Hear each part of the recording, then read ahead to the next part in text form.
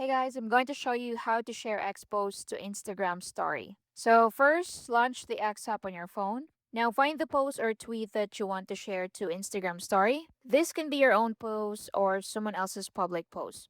Once you open it, look for the share icon underneath the post. It usually looks like an arrow pointing upward or outward. Tap on it. After tapping share, you'll see a few sharing options. If you see Instagram stories, tap on that. If it doesn't show, you can just tap on copy link. So this copies the expose URL to your clipboard. So once you click on Instagram stories, it will redirect you to Instagram. Now here you can add a caption, you can add emojis, you can add music.